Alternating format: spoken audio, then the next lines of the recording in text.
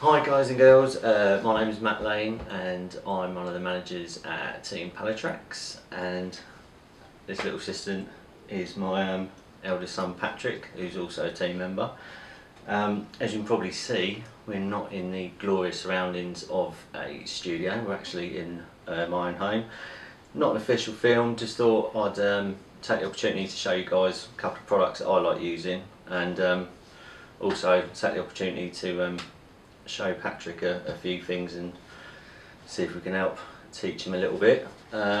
So, what's the first thing you think we should look at? Snails. Snails. Right. Okay.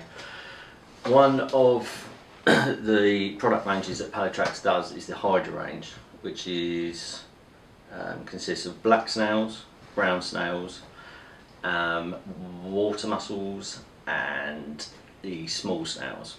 So we've got four different types, and basically what they are is professionally dried versions of these animals. And then what we do is we rehydrate them in water or flavour, or both. And this is what they're like in their dried state. So hopefully you can see that on there. So they're quite hard. I can hear that, Patrick. Yep. You've seen them before, haven't you? See? So not like a normal snail, are they? They're like a rock. Like a rock. Like a rock. Okay. And then, so as I say, what we do is then hydrate them in water for, if it's kind of general lake temperature, shall we say, you're looking at about 4 hours. You can rehydrate them beforehand, but we don't recommend using tap water because of the added chemicals such as chlorine and things like that, which you get in drinking water. Not very nice for the fishes. So yeah, and then you can, as I say, you can add flavour and colour. So a lot of people will use, if they're using like the Pallatrax range of liquids, mix it kind of 50-50. So what that means, Patrick, is say you had a cup of water, you'd have half of it water. Sorry, not a cup of water, a cup of liquid, it'd be half of it water and half of it flavour. Okay? And then as the snail, or whatever the other Hydra range you're using, as it starts sucking all of that in, it will take the flavour in as well. So you can use colours as well. Now we haven't done that yet, ever. I haven't shown you. But they're brilliant at drawing in colour as well. So you could say, get some food colouring, some nice say food colouring, or some dye from white. What, I don't know if you can do white, but these are quite light anyway. So probably something like a nice yellow or an orange or a red. And now what I do is I will show you. I've got one here. And this is one that I've been soaking since this morning. I'll just show you guys on the camera here. So you can see that's quite squidgy, but it's still firm enough. All four of the range you can either hook or hair rig. Do you have a squidge? Yeah. It's quite, you see it's got like tougher bit, that's called like the foot of the snail. Bit softer underneath, but still quite rubbery, isn't it? So And yeah, smelly. and smelly. Smells nice. I don't know if I'd eat it though, mate. Maybe put a bit of garlic on it and be alright. So yeah, those have been soaking since this morning. Normally I'll have some natural and have some in normally jungle, isn't it? Yep. What's your meat beast or jungle? Jungle. Jungle. Yeah, we like a bit of jungle. So that's what I'm going to show you. Use them a lot. Great. They contain such a high amount of their natural protein even when they're dried. And why do you think using snails might be a good idea? Because fish like snails. Exactly. So we go fishing. Okay. Now we know things like boilies and that catch fish, don't we? And sweet corn and maggots. But what does a fish eat? Snails. Snails and flies and grubs and mussels and Other fish. other fish sometimes, yeah. So you've got, they're all natural things that they find in their environment. They eat snails, they eat water mussels, all these things, so why not use them as a bait? Yeah, and plus, you know that we have to look after our fish, don't you? Yes. When we catch them, it's very, very important we look after them, but it's the same when they're in the water. Yeah. So if we're using natural food like this, it's going to be good for the fish. Yes. Yeah. And keep them healthy. Exactly, mate. Brilliant. So it's got proteins, other things in there. Just like when you eat a good bit of meat, there's lots of protein in there, and there's other Like nutrients. fish. Exactly. So that's the first thing. I'm going to show you one of them on the hair in a bit. I'll touch on this one lightly because we're going to use it as an additive. Basically, do you know what these are? No. What? Have a little look. Have What? a tiny look. Let me see if I can get some out. Maggots. Get them close. Worms. Have a little look and see if you can see what they are. Shrimps. Exactly, shrimps. Now these are gamma shrimp, and they're from our dried naturals range. So we have gamma shrimp, water fly, fly larvae, dried maggot, and bloodworm. What is fly? Fly larvae. So it's a bit like a maggot, but it's not from the standard kind of maggots that we use for fishing. Okay. Awesome. Good question. So what we can do with this is it's a great additive to stick mix ground baits. You know sticks. You know what you call them? Yeah. Poos. When we're making sticks, when we're making PVA sticks, he thinks it looks like a poo, so we call them poos. So we're making them or ground bait. Again, it's just another natural additive. It's food that the carp will find in the environment. But the other good thing is the gamma shrimp is very buoyant because it's got, you see the shell, well, we call it like an exoskeleton, okay? And because it's got dry in there, you've got air. So what happens is when you put that in water, it floats. So what this can do is it will float up through the water, which will show you. Fish's diet. Exactly. And then the last product, I'm going to show you. Do you know what this is? Sand? It looks like sand. Very close. Well, not very close, but it looks like sand. It's ground bait. That's what I'm saying next. Is that what you're going to say next? So, Pallatrax do two ground baits. They do the carp crush and this one, which is the bloodworm and maggot crush. Now, I tend to use this more often because it contains dried bloodworm and dried maggot. And again, you know, bloodworm, we all know, you know, every fish that swims pretty much loves bloodworm. And the maggot in there as well. Sorry? Show them it. Check them out. Okay. Don't know if I'm going to be able to show you very well in here. Show you a little bit, but then I've got some mixed up here which I'll be able to show you now. So, loads of goodness, and this is real quality stuff. I wouldn't use it if it wasn't, as I say, all the bait products made by Pallatrax are designed to not only catch your fish, but also, as we know, be good for them and good for the environment. So there's it's got no fillers in it. It's a very highly nutritious base. There's whey protein in there. It's like their fruit and vegetables. Like their fruit and vegetables, and their meat as well. So there's red seed mix in this. I believe it's yellow seed mix in the carp crush. Yeah, exactly. And robin red in both, which, as we all know, is a great fish attractor. So again. So like I say, stick mixes, I personally like using it as a method mix mixing around our stones. But don't forget, I know we've been talking probably about carp a bit, but all these products can be used for, you know, your fish of choice. For example, the hydra, the small snails, are perfect for smaller species, whether you know we're talking bream, tench, or even, you know, silvers, roach, rudd, etc. I've got loads with that round bait, loads of roach. Yeah. Patrick's got loads of roach off the ground. And one carp. And one carp as well. So, you know, it's we're kind of looking at it, I suppose, today, because this is a bit of an education point for Patrick about how we use it in our fishing. But as I say, you know, keep your mind open and don't just potentially look at, for example, the carp crush ground bait. Although it's called carp crush, it doesn't just have to be used for carp. All fish that swim eat natural stuff, so again, keep your minds open. Like unique fish. Unique fish. Unique fish? What do you mean? Like they're all different, they eat. They are all different, they all eat different things, mate, but they all eat stuff that they find naturally, won't they? In around them, they can't just rely on what we feed them. In nature, exactly.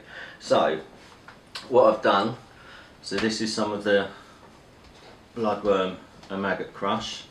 Hopefully you can see that. So that's lovely ground bait, and there's pieces of dried maggot in there and bloodworm. And what I'm going to do to that is, do you want to put a little bit in? Right, not too much. Okay, just a little bit. That'll do. Believe it or not, you can put, if you put a lot of this in, you can actually make a floating ground bait, which will be great for another video another time. Okay, so we'll just get that all mixed in there. Oh, look at you, getting your hands all dirty. Right, then. On a Thursday, not. Okay, so I'll show up here first and I'll show it down there. So this is just for demo purposes, although something very similar to what I'd use in my fishing. You've seen this. So we've got an inline stone there for a weight, and then got a steam link, which I reckon about 6 inches long. You're not going to know, you don't do inches. 6 inches long hook link, KD style, and that's just got one of the black snails and a cork ball. So I'll show this down here, hopefully that'll come up. So we've got a little cork ball, black snail, there's a little bit of pulley under there just to balance out the hook bait. You'll see it will sink really slowly, and that's a steam link, as you see, kicks right out. I might fish this a bit shorter sometimes actually if I'm feeder fishing, but for purposes this will do nicely. So what I'll do is I'll quickly get a tank that I prepared earlier and help hopefully breaking it. Because it's brand new. Right, so Patrick, we're probably going to be out of shot a little bit, but this is more important that you can see what's going on this side. I'll check the camera this side and move it. Hi. Let's have a look. Hopefully, look, I can see you through the tank. Let's have a look. That's perfect, mate. Okay, so what we do around here is I'll just show you. So Patrick, got a stone.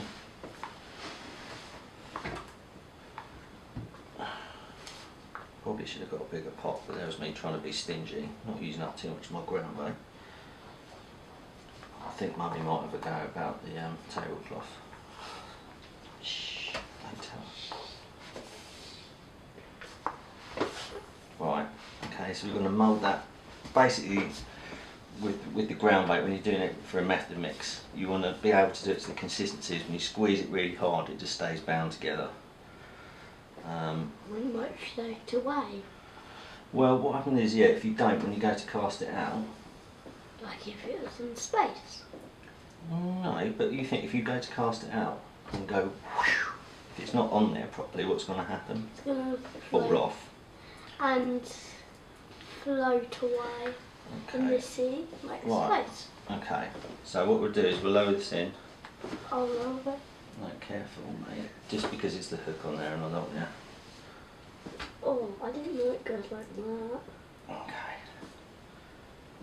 Let's just keep that around. Like that. So you can see that is literally just balanced. So if you look in, Patrick, what can you see popping off? The shrimps. So you see all the shrimps popping off, all the maggots popping off. So again, if you're using that as a stick mix, that's going to be, you know, it looks like what? It looks like poo. It doesn't really look like poo. So you can see all the bits of maggot coming off. Now, why do you think that's a good thing? Some people might look at that and think, well, if that's all floating away, the fish aren't going to come, how are they going to eat it? But the fish don't all just sit on the bottom the whole time, do they? They go up. They'll be up. So if we imagine that this tank is actually a lake, a deep lake, so we've just kind of shrunk it down, all of these naturals are going to be coming up through the water and attracting fish down, aren't they? Like fish are sometimes here, roach. Yeah, roach would be exactly. Like that. Exactly, so all the different fish are in the different water levels, aren't they? Yeah.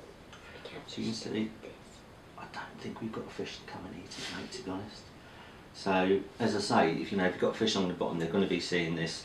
Even if they're mid layers, etc., they've got all this gentle plume of little naturals coming up, and if they're hungry, they're going to come down and investigate. Now, another thing that you can do, which is really cool, is if you want to fish like a zig, for example, and you want to fish 3 foot, 4 foot off the deck, is if you use one of these. Now, if I've done this intelligently, I should just be able to, without disturbing that feeder too much, take this puppy off. It's going to be a pretty crude example, but it will save messing about too much. Looks like the mountains. Okay, so there you go. I've taken the puppy off. So as you can see, if you imagine now that this was like a kind of 2, 3, 4 foot whatever zig rig, sitting there, as I say, crude example, the rig's not designed to actually fish like that, but just to show you it coming up off the weight. So if you're fishing up there, you've got all of these particles that are going to be popping up and coming all around. So if you've got a fish that's say a foot above where you're fishing, your zig rig, it's coming along, it's seeing all these things, so it comes down, it's going to find your bait, isn't it? Yeah? So it's putting that attraction all around where you're fishing. So it's like you're putting stuff in the floor for the cat to eat or the dog. Well, yeah, except it's fish, not cats and dogs. Yeah. Like catfish and dogfish. So, what do you reckon of that then, mate? Good. So, as I say, that's just an example, really, of a way that I fish quite regularly. Anywhere between a kind of 4 and 6 inch hook link. Have a snail on there, or maybe a water mussel, or a bit of both. Normally fish kind of KD style. Just balance it on the, with a bit of cork. Sometimes the snails can be ever so slightly buoyant, especially if they're not fully rehydrated. So always testing a bucket of water that your rig's all right and balancing. And then just fish it with that ground bait. And as I say, I've put a bit of gammarus in there to show you how extra active it can make it, even though you've seen the maggot all kind of coming off. But also, we've got Daphnia as well, which I put in there. What else? The fly larvae. Yep. Extra bit of bloodworm as well, just all that extra attraction, and especially coming into the, in the winter it's great because it's active. Where the water's colder, a lot of baits, take a while to react. PVA takes ages to melt. All these things we know when the water temperature is low and fish aren't as hungry. But you put this in and it's creating activity, it's creating movement. Mind the table. How many of our guts for garters, mate? So it's all creating movement, and in the summer as well, the spring, summer, when all the the fly life, insect life becomes active. You think if a fish is coming along and feeding on a big cloud of Daphnia. If it was small and it had babies, it would eat all right. Well, exactly. It feeds everything, and this is what we call like a bird table effect as well. If you're fishing for carp, you may look at this and think, oh, ground bait, or no, only match fishermen and general course fishermen use it. But that's just a, it's a very narrow kind of way of thinking. It is like a food chain, exactly. That eats that, and little fish gets eaten by a big fish, then it gets eaten by a bigger fish, and then the shark eats that big fish. Well, exactly. So this is what we've got to what we've got to think about. Let's just move that now to the side so we can actually see you, Patrick. Excuse me, everyone. But that's exactly it. It's like a bird table. So you get small fish coming, and those feeding and all that activity is going to bring in other fish as well. So it doesn't matter if you're after smaller fish, bigger fish, even things like catfish and pike. If you use some of that, you get roached the most. Well, that depends where you fish and what the numbers of fish are like. Mountains. Yeah. You get lots of roach. Do you?